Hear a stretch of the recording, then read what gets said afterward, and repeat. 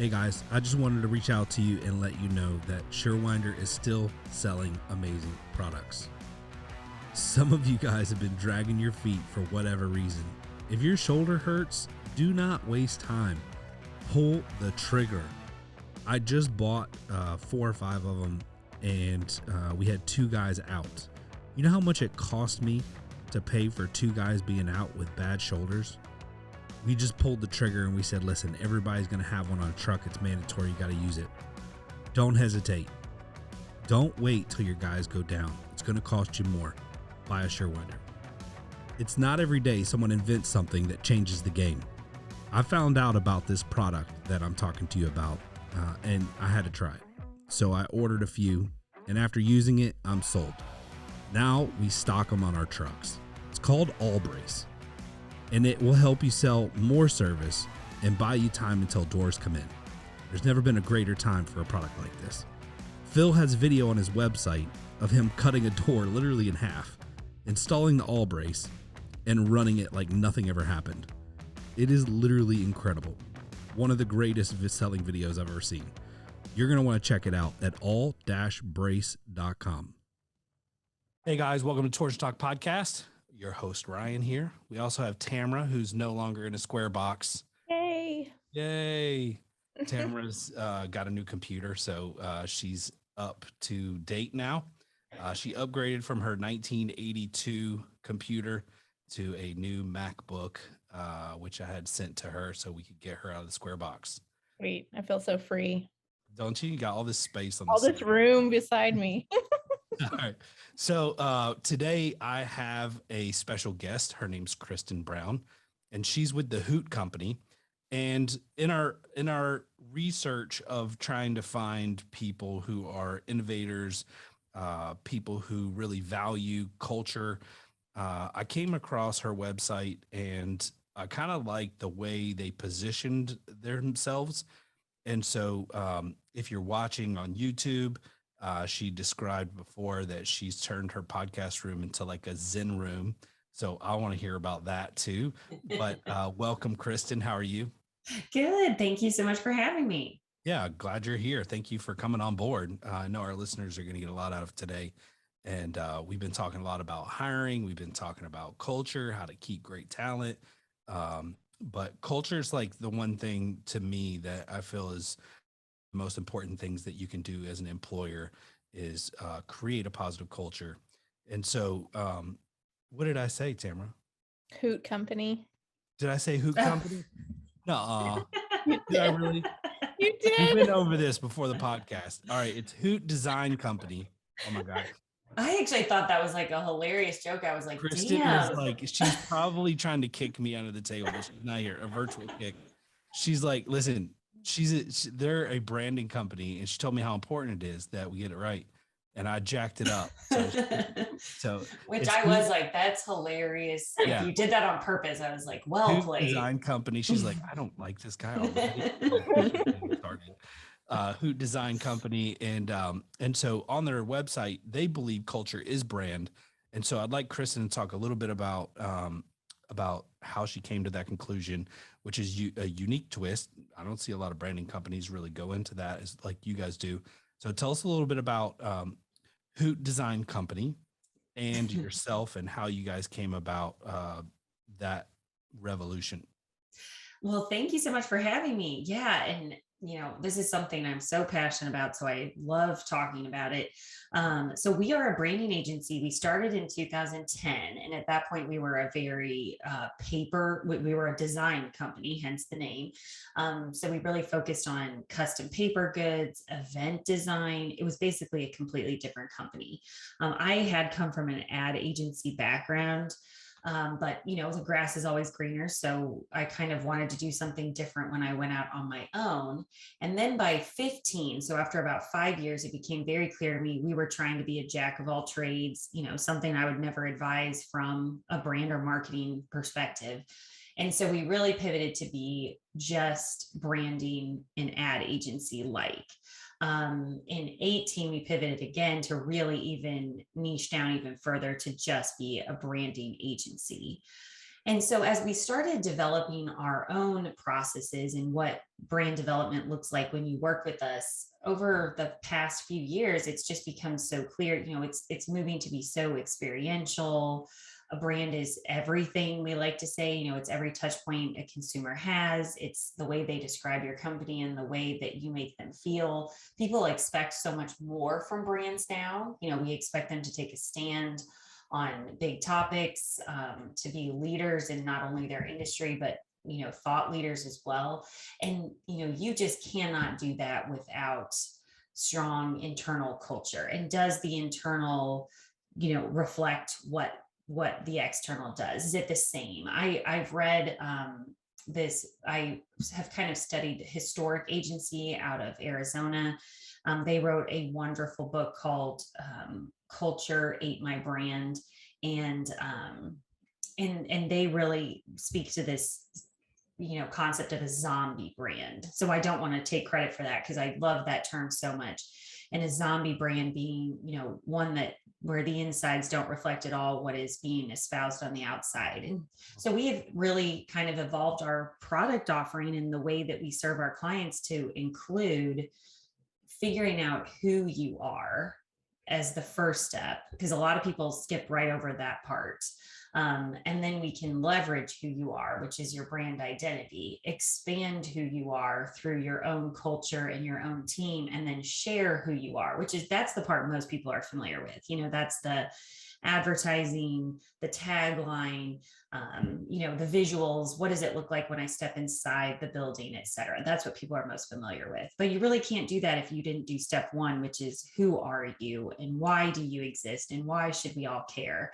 And one of the things I think that's really different about our approach too, we are working with an organizational psychologist on the front end as well, because it can become almost like a therapeutic environment in the beginning. Figuring out who you are is really complicated. And so we don't want to get in over our heads in a space that we don't belong in that way. So that's been a really cool expansion of our services too, is to bring in someone who really knows what they're doing when it comes to that deep dive into the internal. That's awesome. So when did you guys, how old is your company? So technically we started in 2010, but we were very different. We pretty much pivoted to be a very different company in 15, right, which is when we stopped doing any custom paper. Like we used to do a ton of weddings and event paper, which is, I wouldn't advise anyone go into that line of work.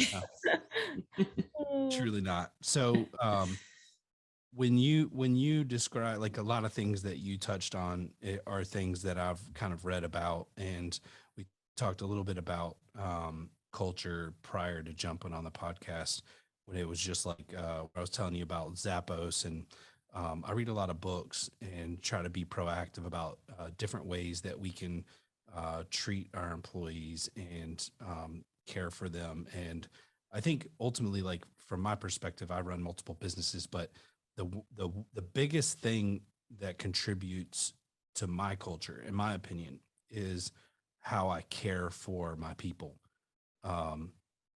And I think treating employees like people instead of like numbers is a critical component. So, like, I think it's a trickle down effect from leadership, but once you get a core base of people in your organization to buy in, it's really no longer about the leadership.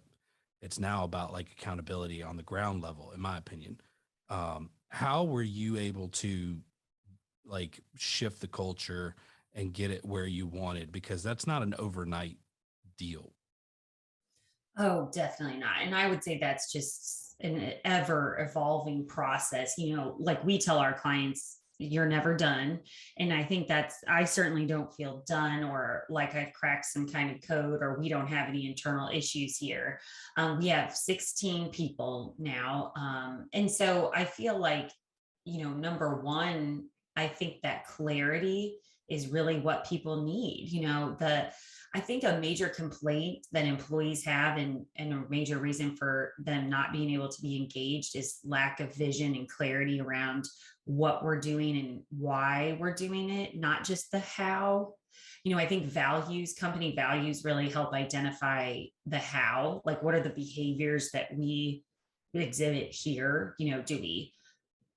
Do we do a lot of lying? Are we when we say transparent, what does that mean? And how do we speak to each other, etc.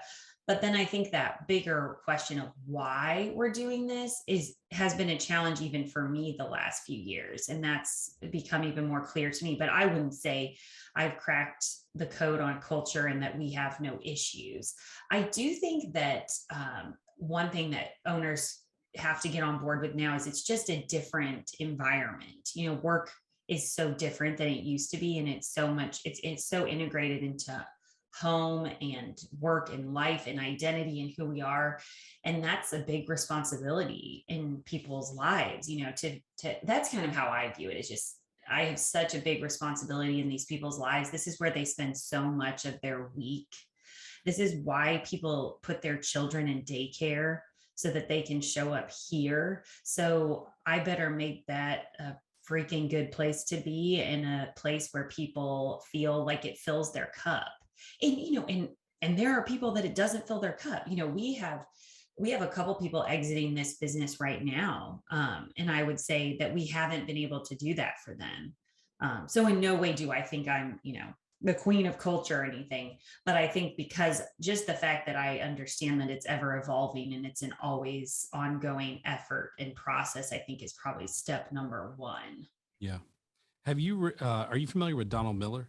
Yes. Story Brand? Mm-hmm. I love him, by the way. Yes. And, I got hooked on him even before he got into like marketing stuff. He wrote a book called Blue Like Jazz. Have you read that one yet? Mm-mm. So this is Blue Like Jazz is a book about his life, how he went from like a small Christian community in a small town in Texas to like an extremely liberal school in what was it? It's in Washington, Portland, Oregon, actually. He went to a liberal school in Portland, Oregon, and how he talks about how the transition from that small town to this big city and the mindset of the people around him and how that affected his growth.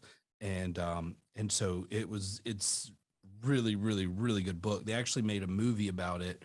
And the movie, like all books, the movie's good, but it's not anywhere near, I think, as impactful as I cannot believe I had no idea about that with him. Yeah, I mean, I've listened to his great. podcast, I've read that book multiple times, and I had no idea about that. Yeah. Blue Like Jazz. Blue Like Jazz. And Okay. he tells this, like, he's such a great storyteller that when you're reading the book, you literally can't put it down because and I'm not a book reader, I'm a listener, but I bought that book a long, long time ago. And I read it like 2 or 3 times because I loved it so much.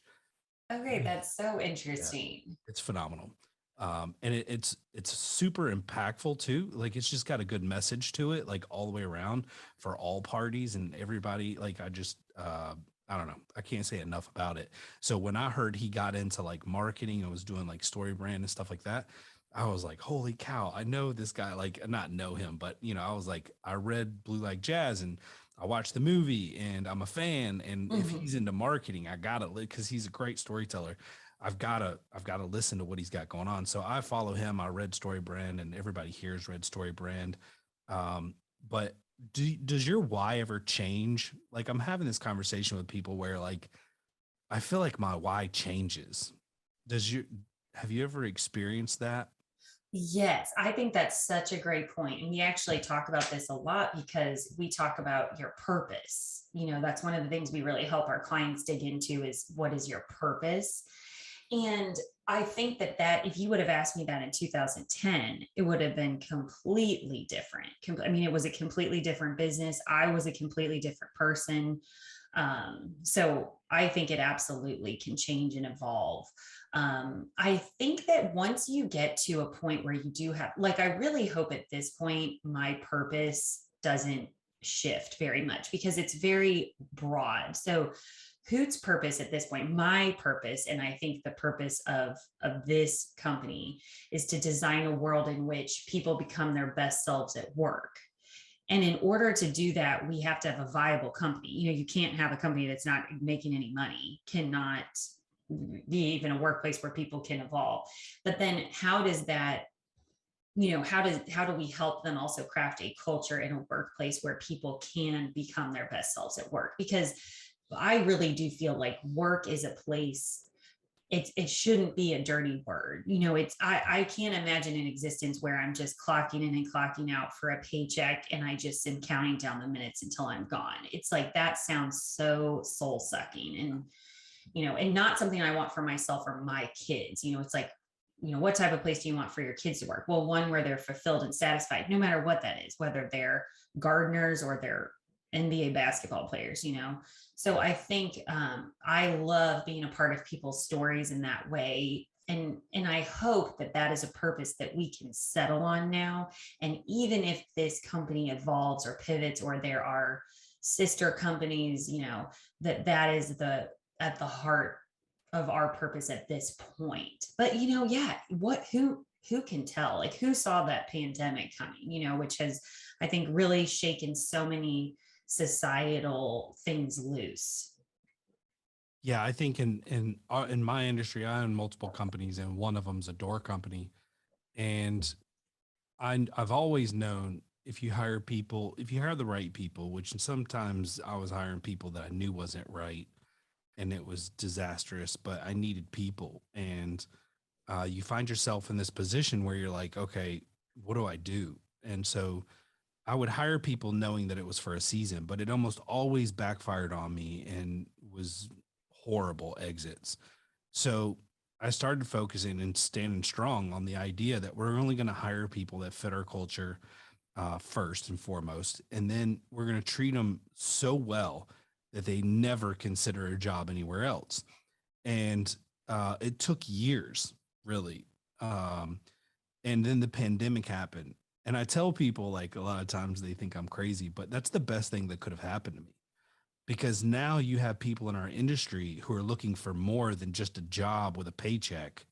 They want flexibility. They want paid time off. They want benefits. They want 401k. They want someone who understands that family is important, and if something happens, they can leave and go take care of them. And a lot of guys in our industry, a lot of business owners aren't very flexible because we're so dependent on those people, because we're like majority of door companies are small companies. And so it really hurts when someone takes off. But in reality, it hurts when you tell them they can't take off, like if they've got a sick child or their wife or whatever. Like it, and so you have this environment where it's a conflict of interest financially to allow your employee to leave, but it's they don't understand that the conflict is really, you lose the trust of the person by telling them they can't take off. And right now, the pandemic has shifted what people are looking for in employers, in my opinion.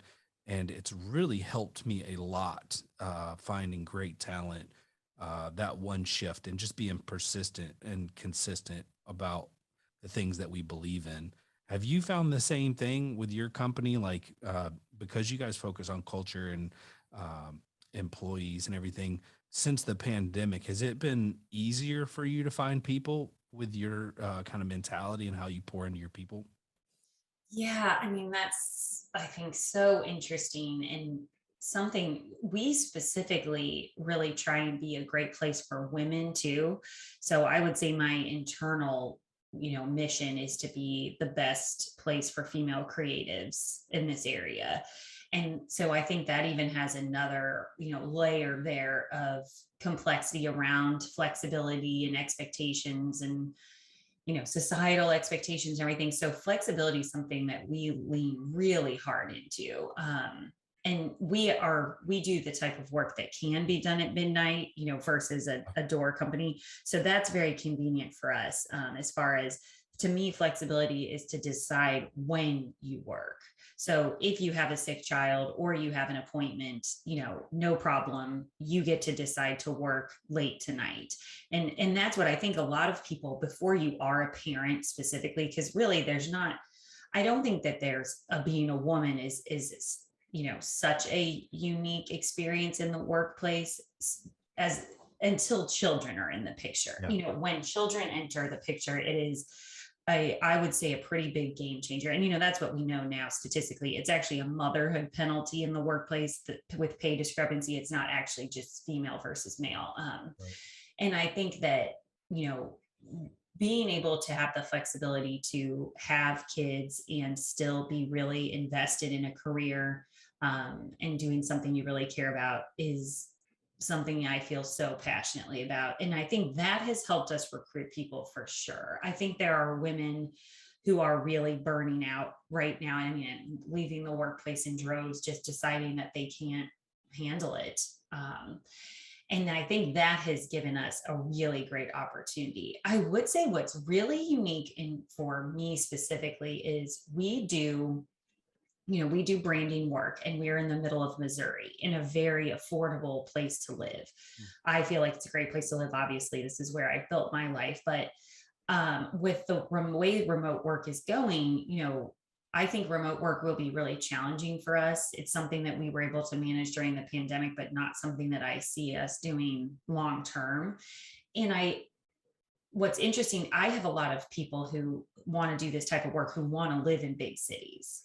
This is like, that's something that fills their cup. And that's really hard for me, because even if I can give you all the flexibility and the benefits in the world, at the end of the day, it's a lot different salary required to live here than it is in Denver, Chicago, LA, for example. So that's our biggest, that's one of our challenges right now, even though I think this is an incredible place to work culturally and environmentally. I think from a pay perspective, that's probably one of my bigger challenges right now. How do I keep someone who's super talented, who wants to live in Denver, who might not be able to feel this culture as much when they're located in another state, and needs 25 to 40% more in their salary just to compensate for the place that they live, Yeah. So when I was in software, I had those same challenges, and it is extremely difficult to maintain company culture when you have, like, I had 25 people spread out all over the country. None of them were in Atlanta, where I'm based. So what we found was, um, we saw it really was a lot of work for the leader. So, which was me at the time. Um, so we saw production drop, after, like, if there was no company engagement face to face over a certain amount of time, production would drop. So what we tested was, I flew out I started with the West Coast. I would fly out and I would spend time with one of our guys or girls.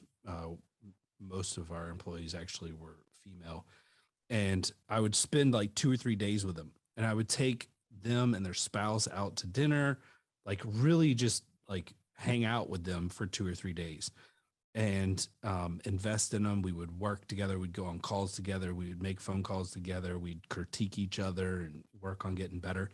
And then I'd leave.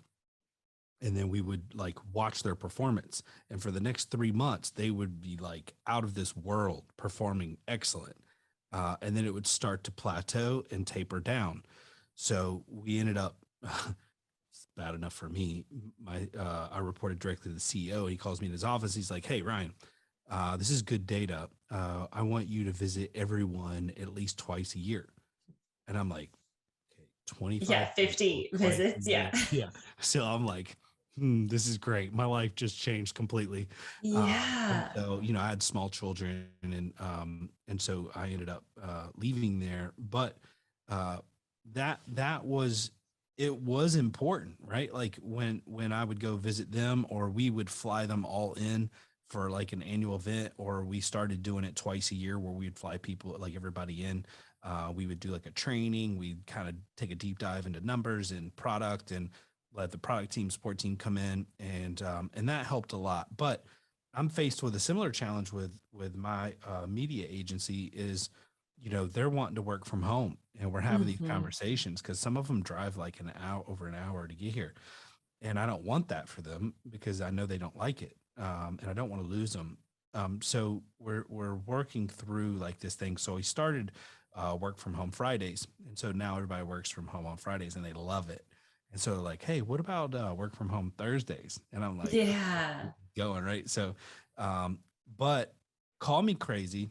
I'm gonna go like you're in the Zen room, so I feel like you're gonna be acceptance of this.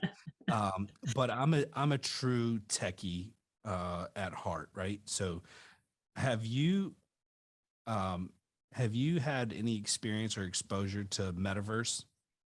So No. no? Oh Okay. boy. So it's changing the way people interact with each other. So are you familiar with what a metaverse is? No. Okay. So there's actually a metaverse is a virtual world. Okay. You can build it out to be whatever you want, or you can join someone else's metaverse. But I just found out, like Jennifer, who now works for me, we've known each other for a long time. She was telling me that she worked for a real estate agency, and the real estate agency actually has their own metaverse.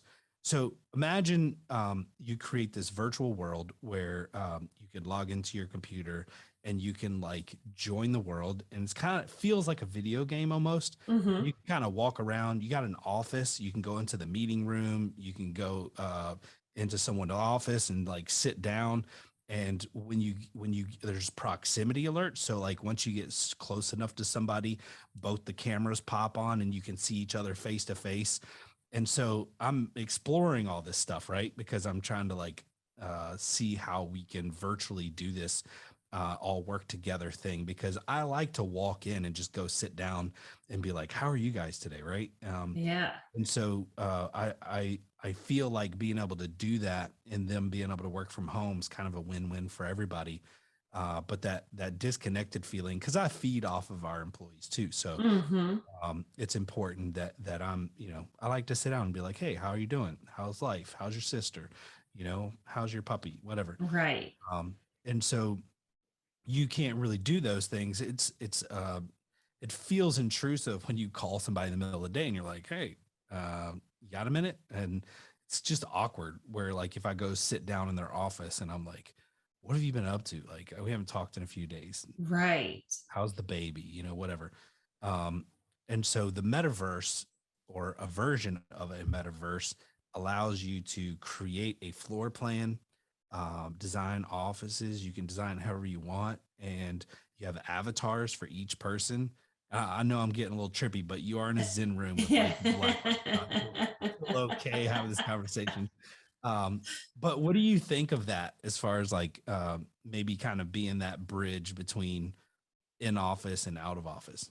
Oh, I think that's so cool. I mean, and I really do think it's the way of the future. So it's like, get on board kind of thing. It's one of those things like I can fight it, but I know it is coming.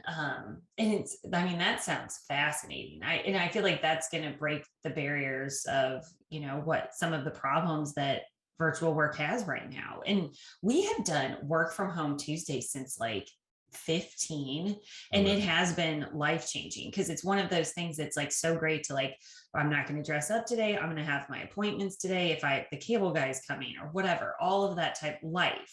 People need time during the week to have a life, and I think that has been, well, what's crazy about that too is that used to be this really nice little thing I could hang my hat on that was so unique. And now, that's an expectation. Hybrid is an expectation, if not fully work from home. So Right. honestly, that was a little bit of a, damn for me, because now everybody's doing that.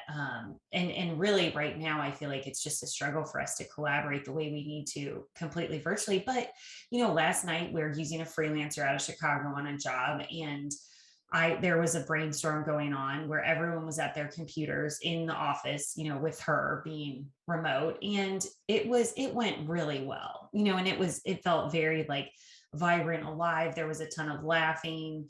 And it felt like they were getting just as much work done. So I really do see it as like, it's coming, and how we adapt. Like this metaverse thing seems like such a wonderful way to approach adaptation around that. That's not just going kicking and screaming.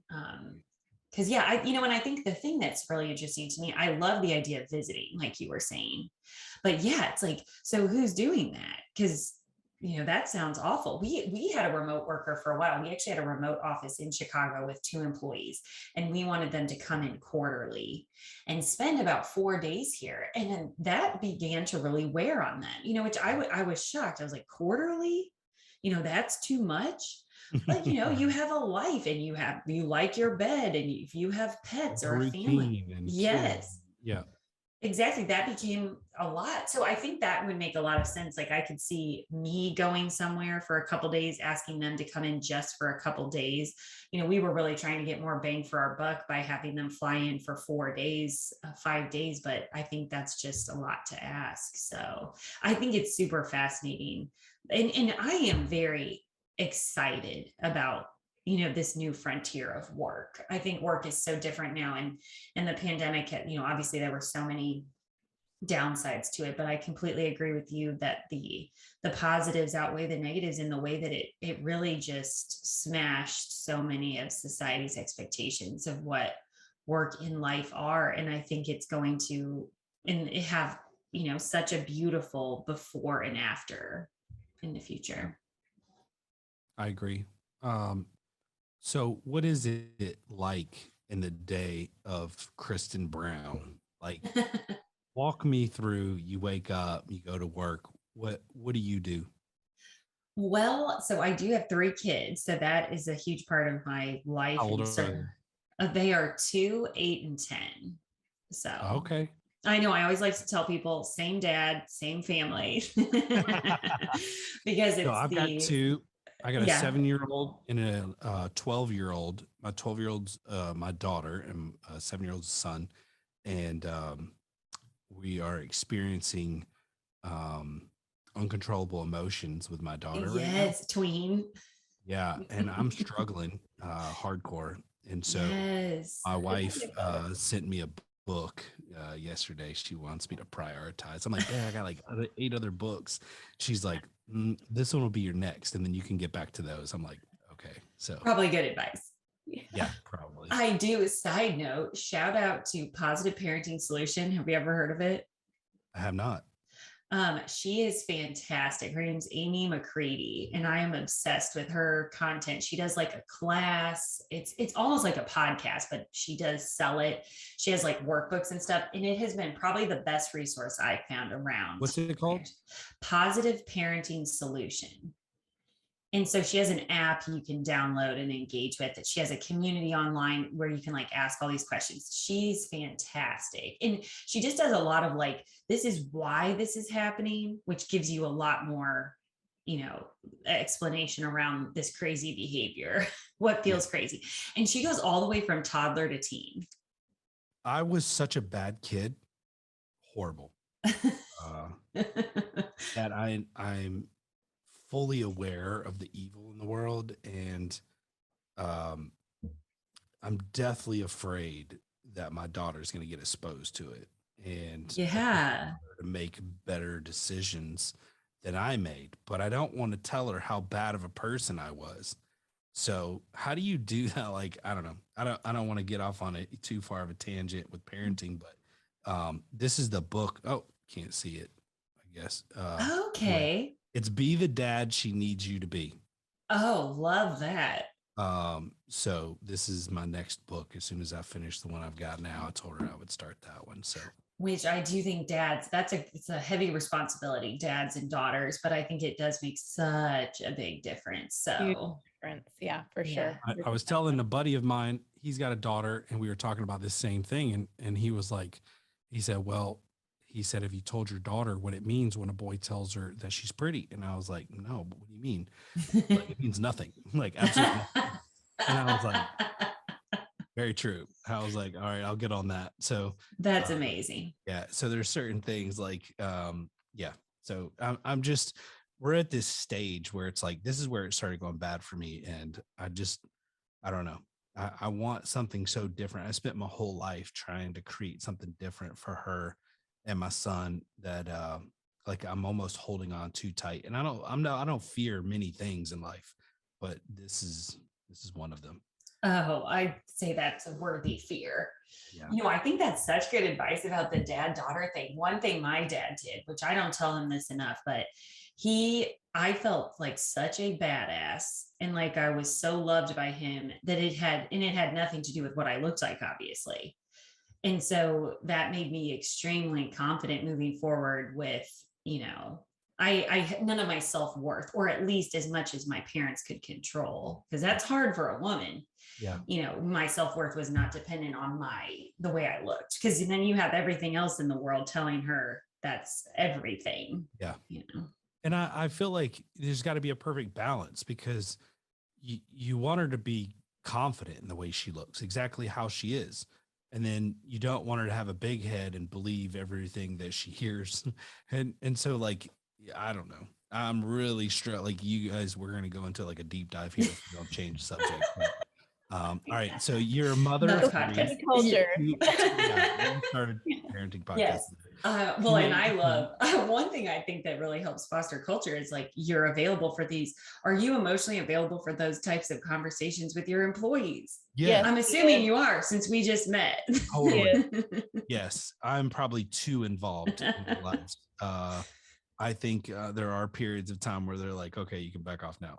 Yeah. But I think that creates a closeness, it creates that. It does. It's huge from an employee perspective. And I know Ryan hates when I say things because it sounds like I'm just, but seriously, like one thing that I feel like employers can really do, shut up. I'm not I'm appreciative, but it means a lot from an employee perspective to have a boss that takes an interest and knows your kid's name and asks about him and says, what up, when we're on the phone together, if he knows my son is in the room.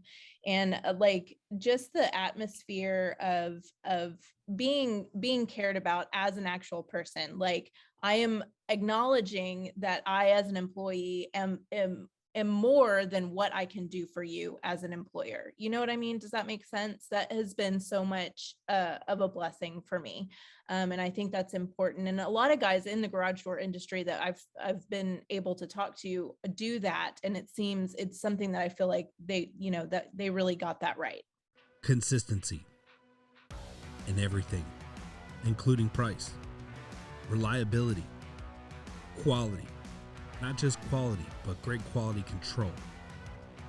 These are things that describe Somer USA. Somer's not some startup company, not one that you need to be worried about going out of business in the near future.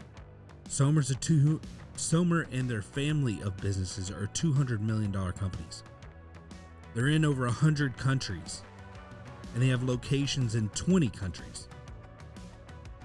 This is a large organization who stands behind their product and works through integrity. And there's not another company out there willing to drop what they're doing and help you out like Somer. These guys are awesome. Not only have they been loyal to the Torsion Talk podcast, they've been loyal to the technicians and the owners of the companies who install their product. In my opinion, if you're not at least offering Somer as an additional option, you're cheating yourself.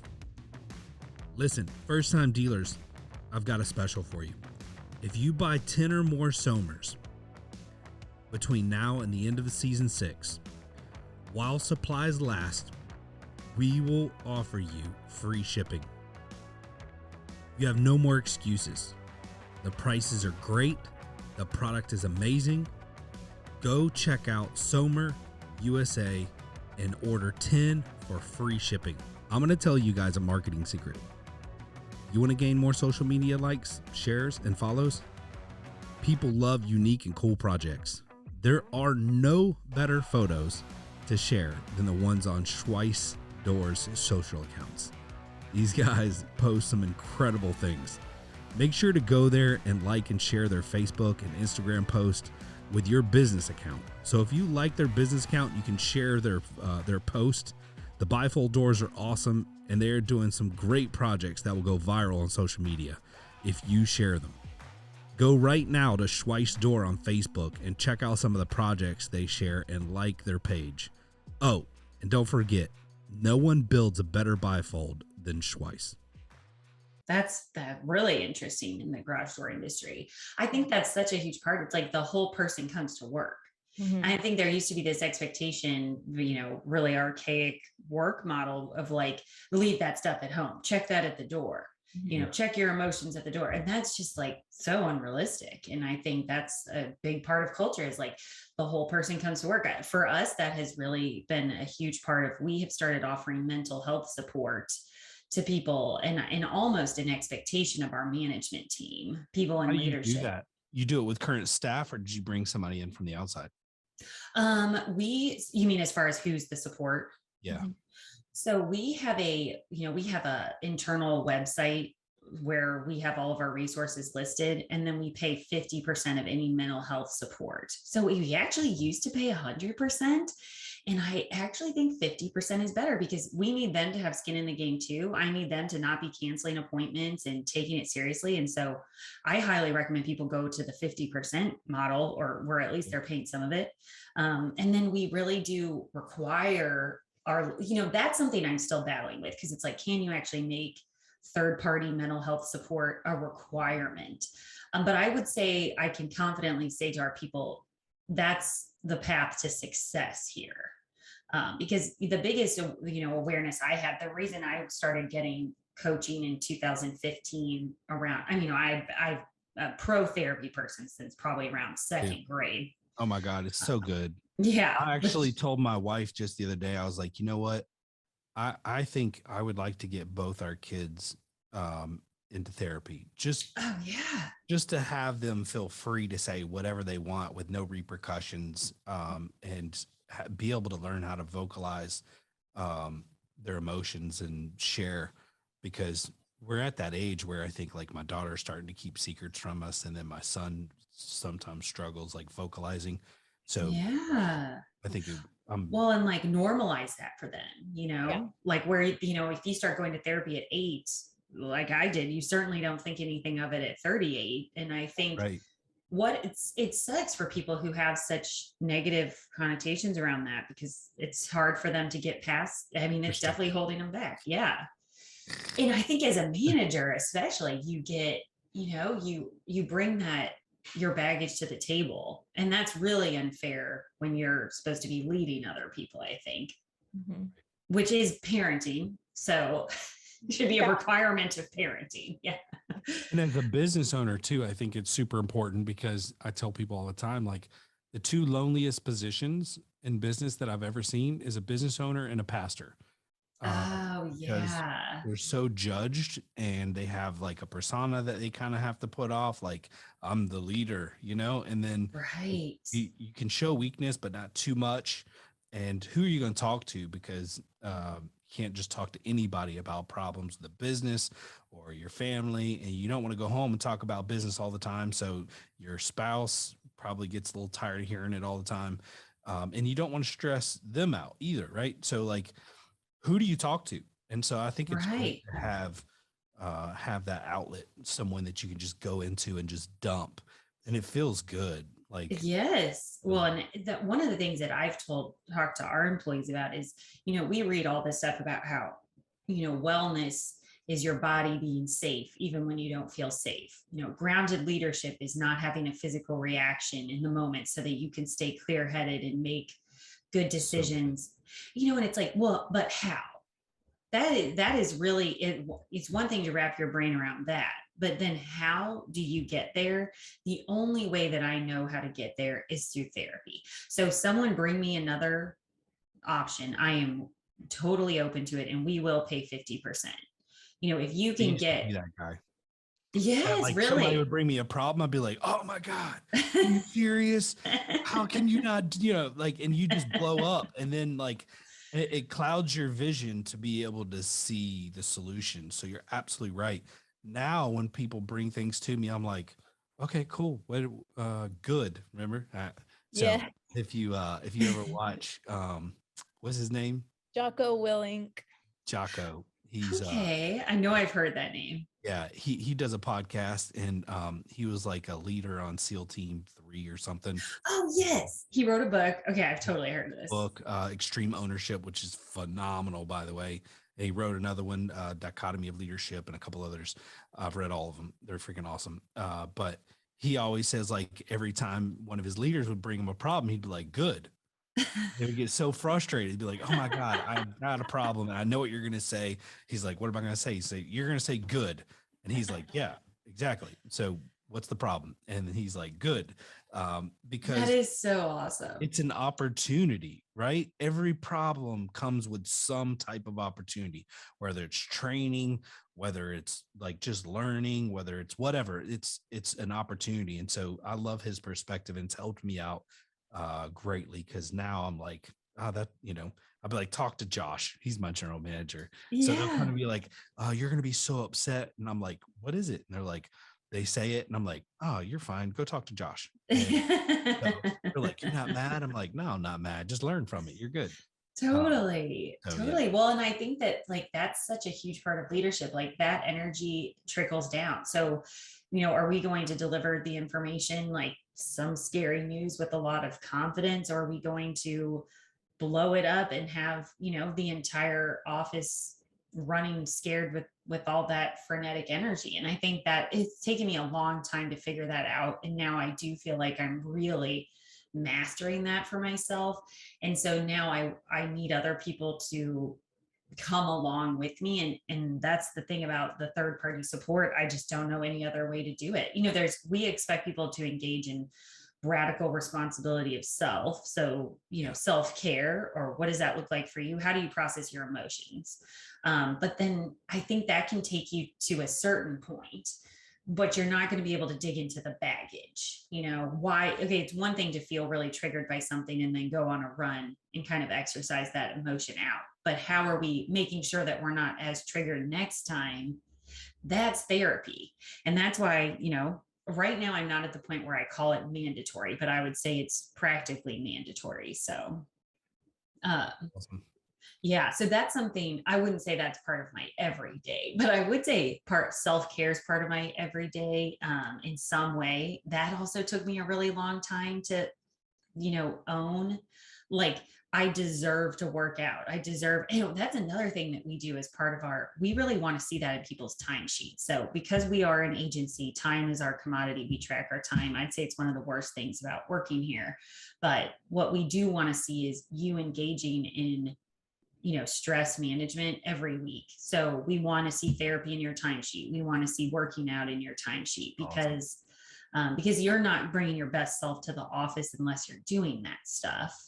And it is hard to get all that stuff done if you're working 40 hours. That's why I think society isn't really set up to support people working 40 hours and having work-life harmony. So I would say that's a big part of my day, is like figuring out how to manage that stress. And we do have an office, and I love coming to the office. So that's kind of one of those things that I will have a hard time letting go of. I love it. I tried working from home when I was in software, and I only found myself, because the office was like an hour away. So, and I hate traffic. I hate driving, period. So I bought a motorcycle. A lot more fun.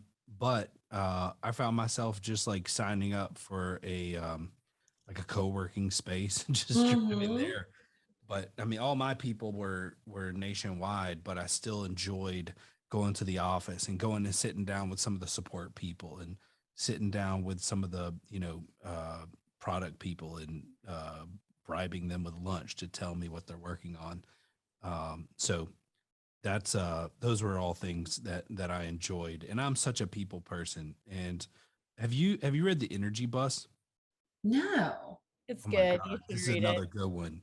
Yeah. You got to check out The Energy Bus. Okay, I'll definitely write that down. So I'll give you kind of a high. So I won't give the book away, but this book is all about, like, I learned about it from the University of Georgia. I'm a huge Georgia Bulldogs football fan, and Coach Rick, who is an amazing human being, he had a problem with some discipline on the team, and so he bought the book for everybody and had them read it. And they put up posters and everything, kind of remind everybody. But you really, like, there's two different types of people. Basically, you have energy vampires. We all are familiar with those, right? Like, okay, I have heard this term. yeah. So you meet somebody and they suck the life out of you. Yes. And then you have people who put life in you, right? Where you walk away and you feel good about yourself, and you're like, oh man, that was awesome, and you really look forward to like meeting that person again. And so it talks about this guy who's very much like probably 90% of Americans. where things are just not going his way, and he's kind of like, oh, poor me, whatever. And so he ends up having to take the public transit to work every day. And there's a bus driver named Joy, and she walks him through some steps to make his life better. And it's a very easy read. There's also a children's version that I've gotten for my kids that's phenomenal. And so they kind of implement the same bus thing, but it's more about like bullying and how to handle it and stuff like that. And the author is very cool. great. Yeah, the book's amazing. Huge fan of it. So if you haven't read that, you should check it out. I will definitely look that up. I know I'm in a mastermind group and someone has recently used that term, the energy vampire. So that's probably where they got it. I'm grateful that we don't have any employees right now that sucked life out of me, but I've had plenty. Yeah. And I try to get rid of them as quickly as possible because I've tried changing them and they don't change. Right. So anyway, Kristen, you're freaking awesome. I wish I could hang out in the Zen room one day. Where are you guys out of again? We're in Columbia, Missouri. You're always welcome. I have been to Columbia, Missouri. Whoa, really? Yes. For football? Yes. So the first year that Missouri went into the SEC, yes. Georgia played Missouri at Missouri, but the Falcons were also playing Kansas City in Kansas City that same weekend. So I looked at my wife and I was like, this is our shot. Like, because we want to travel around and visit all the different parks, like baseball and football parks. We're big Braves fans as well. So we knocked out 2. We went to the Missouri fans were like so great. We ended up sitting next to like some hero running back from Missouri, and he was like told me all kinds of cool stories about when he was there, and just it was the nostalgia and everything was freaking great. And the people are so polite, and it was wonderful. Then we went to the Kansas City Chiefs game, and it was a totally different experience. But the fans were like rabid, crazy, nuts. So it was fun though. Oh, I'm so glad to hear you had a good experience here. Yeah, I think she's by Derek Lyons. Oh yeah, love Derek. The garage door guy, I think, is his company, right? Yeah. Okay. In Columbia? Is he in Columbia? Hold on. I don't have info. It's so funny that you were, we did a garage door branch not that long ago in Columbia. Really? 2-4. It was, oh God, now I'm blanking on the name. How embarrassing. The client's Cade Smith, and that's not the name of the company. Smar Garage Doors. SMARR, and his name is Cade Smith. They are fabulous owners. He and his wife, Katie Smith, run this company together. And SMAR was, I can't remember exactly the origin of the name. They bought the company from somebody who must have been SMAR. Derek is in Stratford, Missouri. Okay. But I know if it's the same Cade Smith, let's see here. Yeah, Smart Garage Doors. I know him. Yeah, really? Yeah, Harrisburg, Missouri. Yes. A couple groups together. Oh, he is a great dude. And he's done a lot of work on, culture and, building up his, they were so fabulous to work with. So that's awesome. Very cool. Well, listen, small world, and thank you so much. Like you. Oh, thank you. Like, sure, I'll jump on this strange podcast. Well, we hosted a podcast too for a while, so I know exactly how that is, trying to get people to come on. So I love talking to you guys as well. So thank you for the opportunity. Blessing. Yeah, we really appreciate your time. Is there anything that you want to add or leave with our listeners?